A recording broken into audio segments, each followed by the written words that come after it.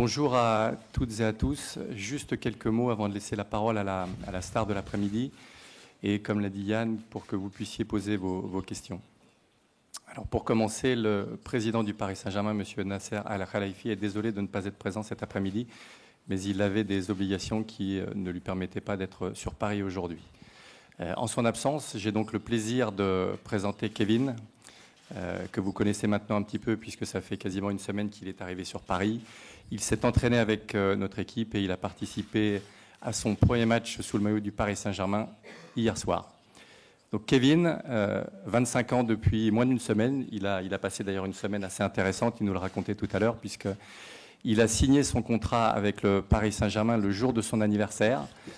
C'est un peu plus de 115 matchs de Bundesliga. C'est capitaine de son équipe à 24 ans et il s'est engagé avec le Paris Saint-Germain pour une durée de 5 saisons, soit jusqu'au 30 juin 2020.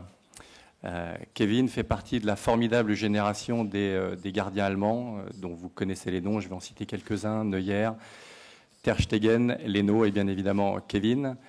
Kevin nous a rejoints, il va l'expliquer un petit peu plus longuement, parce qu'il avait envie de franchir un palier, il avait envie de gagner des titres, et au Paris Saint-Germain, on est ici pour gagner des titres, que ce soit au niveau national, mais vous connaissez aussi l'ambition du club sur la scène européenne. Kevin a participé à 9 matchs d'Europa League. Il va découvrir la Champions League avec le Paris Saint-Germain.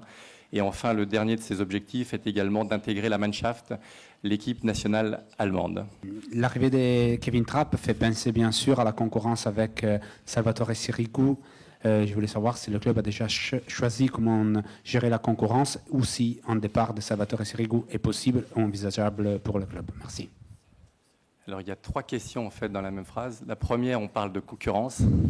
Et je pense que le président du Paris Saint-Germain l'a évoqué. Quand on est un grand club, quand on a des ambitions, il faut avoir de la concurrence à tous les postes.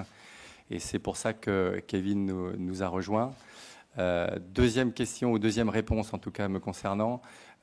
Laurent Blanc, notre entraîneur, a fait une conférence de presse samedi, au cours de laquelle il a évoqué que le choix de la hiérarchie avait été établi. Il a été clairement indiqué à chacun des gardiens, mais par contre qu'il vous demandait un petit peu de patience avant de donner sa réponse définitive. Mais en tout cas, on est sur une position, le poste de gardien de but, qui est totalement spécifique, et il faut qu'il y ait de la clarté, et il faut qu'il y ait une hiérarchie qui soit très clairement établie. Et en tout cas, le choix de notre entraîneur a été très clairement communiqué aux différents joueurs.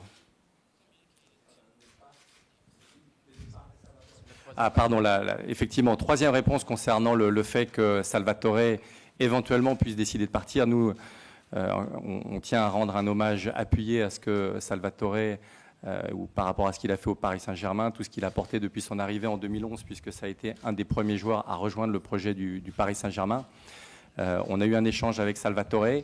Aujourd'hui, sa position n'est pas prise. Si demain, il souhaitait ou il émettait le souhait de pouvoir partir et quitter le Paris Saint-Germain, s'il estimait que son temps de jeu n'était pas suffisant à 1 an de l'Euro, nous ne sommes pas fermés à un départ.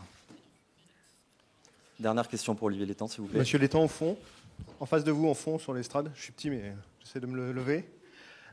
Pouvez-vous nous faire un point sur la suite du mercato parisien? Est-ce qu'on va avoir d'autres présentations rapidement, peut-être Di Maria, ou si vous avez d'autres noms à nous communiquer sur l'avancée du mercato du Paris Saint-Germain? Alors des noms, non, je suis désolé, c'est le principe du mercato, parce qu'on ne peut pas les annoncer ou les confirmer avant que les 2 ou les 3 parties, puisqu'il y a aussi un club souvent tiers, n'ait signé et n'ait pas fait un contrat. Par contre, nos objectifs restent toujours les mêmes, à savoir continuer à améliorer l'équipe, continuer à faire grandir le projet. Donc, on souhaite apporter encore plus de concurrence, je l'évoquais sur le poste de gardien de but, mais aussi avoir une équipe encore plus compétitive. Donc, on travaille sur un certain nombre de possibilités.